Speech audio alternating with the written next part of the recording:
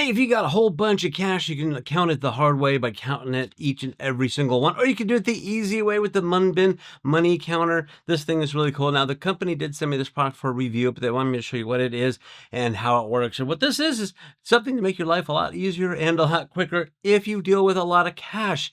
Really cool. I'm going to show you the details of this, but I'm just going to put this whole stack of money in here. It's all kind of different ways, and we're just going to test this out real quick here. I'm going to hit this. Let's clear this out and let's hit start. And it's going to count all the money just like that. It was 63 bills for $3,214. Just like that, it can count your money. And it does a whole lot more. So let's take a closer look and I'll show you what else it does. Here's what's going to come with the counter. You do get a little fuse here because there's electronics and stuff in there. It's a little fuse to protect it. You're going to get a little brush to clean everything out. It's got optical sensors. This a little cleaning cloth for your screen, a manual, and as well as a dust cover. This little cover just goes over the top of this to keep dust and dirt out of this because, again, it is a sensitive electronic device. Now, you're also going to get this little money counter. This on a cable just plugs into the Mac, and you do get the counter here at the front, but if you need to have somebody else look at the counting at the same time, or any reason why you'd want it remotely, you can actually put this out, and it's quite a bit of length, probably about 3 feet or so, where somebody else can see what is being counted. You can also plug in a printer to this. I don't have that, and other devices. So that's a little bit about what comes with it. Okay, looking at the back, you get the power cable goes in here. You do get a little data cable here for your printer, your on-off switch, a USB connector here in case if you need to do upgrade software, and then this little cable that goes in for that little remote counter there. Now you're going to have an adjustment wheel here. This adjusts the pressure of the bills. Now, when I first got this and I tested it out, it was jamming up a little bit. And according to the instructions, you just adjust this wheel either clockwise or counterclockwise, and it adjusts the pressure, and it works so much better. Like you saw, it just went through all those bills with no problem whatsoever. So you got the adjustments there. Now there's a little handle here that folds in and down like this. It folds up like that. You have your little your money hopper here, and this adjusts as well because different bills in different countries have different sizes, so you can adjust it there. And looking at this front, there's a wheel here that helps spit all the money out. So once it counts it, it puts it right here into the tray. Okay, looking at the screen now itself, there's a bunch of different buttons here. So AM, this is a automatic mode. You can see auto is off. And that's where I had that stack of money in there and I had to hit the start button to start it. If you have auto on, as soon as you put your stack in, it will start counting it automatically. So it saves you a step there if you want to do that. Print, if you have a printer set up in there. Add, this one here is an add-on. So if you're running like different batches and you want to put one stack in and then hit the add button to count the next stack and the next stack, and it just adds it all together. Or if you want just a one-time shot, you can do it that way. Menu button. There's a menu button of all kinds of things here. Service menu, version information, set up your time and set up your language. There's a little password to get into it if you need to. That's in the book. I'm not going to tell you what that is, but it's in there. I'm hitting the C clear or escape button, and that gets us back out. That's what that button is there for. Batch. Now this one here is if you want to set up like a 25 or 50. There's 100, 50, 20, or 0. And what that means is if you're counting bills, let's say you're going to count all one denomination and you want to have it in a stack of 20 or a stack of 50 or anything like that, that's a batch. And so it will continue to count until it gets to that point, that number, and then stop. So you know, okay, that's 50 bills. Take it out.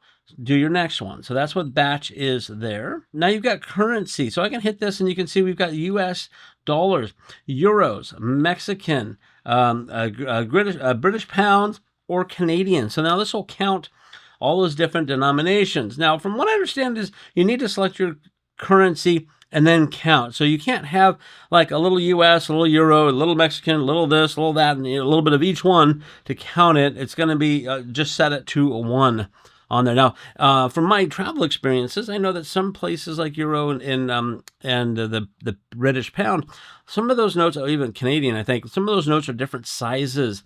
So you probably want to just do one type of denomination at a time. I'm not sure if you can do all the denominations in that with the different sizes with this, because I do not have any of that currency, so I cannot talk to you about that. I'm talking about the USD right now. So your currency, you can change that. Now the mode button here, there's a couple things it's up here. So a count. So if you want to just count the bills, obviously if it's all one denomination, you can figure that out. If you want to just count and see if you got 100 bills, you can do that. There might be different denominations. That just counts pieces. Now this one here will also count pieces, and it'll count whatever the first denomination is. So if you got $100 bills, it'll look at the $100 bills and then count all of them. So if you have 20s maxed in there or mixed up in there, it's going to count it as 100.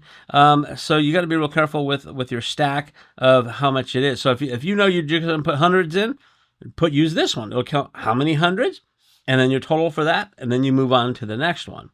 The next mode is the mixed denomination, and that's what I use because I have 20s, I've got hundreds, I've got dollars, I had a $2 bill, I've got 50s, so I had everything in there. So I like that mode. The details, that comes into play when you have all this mixed up stuff. So I'm going to do this again for you. Let's go ahead. Okay, so I know I have my stack here. You want to try to straighten it out as much as possible. Take out the torn, folded, that kind of thing, because it will jam up a little bit if they're not pretty straight and even. Now I have them mixed up. There's a 20, there's a 50, there's hundreds, and they're face up, face down. It don't matter. It's all mixed up in there. I'm going to turn the auto off. So let's go ahead and just set this in here. Now, it's only going to take so many bills a stack. So if it's too big, it won't work. So you want to make sure you get that. So I'm going to hit start, and we'll see what happens here. Well, and there you go. And it came up with the same number, so that's good. Now, what's nice is if I hit the detail page. Now, the detail page is going to tell you on the hundreds, I had 24 pieces, and then the total for the 50s, for the 20s, I didn't have any 10s or 5s. I had one $2 bill, which is kind of rare, but that's kind of cool. And then the $1 bill, I had 2. So it gives you the total and the amount, everything all broken out. Again, if you have a printer, you can print this out. I don't have a printer, so I can't do that, but this will tell you exactly what you have with the detail button here. So I can escape and come back, and it gives you your total. And then over here is your start and your escape. It's that simple, that easy to do. Now let's talk about counterfeit. Now this has a built-in counterfeit mode that's at the CFD. And if you press and hold the mode down, what it's going to do is it's going to change that. So now that's a high level, no level. So it's not going to be any sensitivity for counterfeits. You hold it down 1, 2. I had it on the 2 before. Now, I don't have any counterfeit bills, obviously, because it just went through every single one of them. But if I did have a counterfeit bill, it would stop and say, hey, wait a minute, this one's no good. So if you're in a business that has a lot of cash and you want to just even, someone pays you in a bunch of $20 bills, you can run it through this real quick and you can tell if they're counterfeit without doing the pin and doing all that stuff. Because this reads optical, magnetic, it does all kinds of stuff to read your counterfeits. That's very, very smart. So there you have it, a detailed look at this money counter machine by Munbyn. These things are really cool. They work really, really well. So if you have a business or deal with a lot of cash, you might want to pick this one up.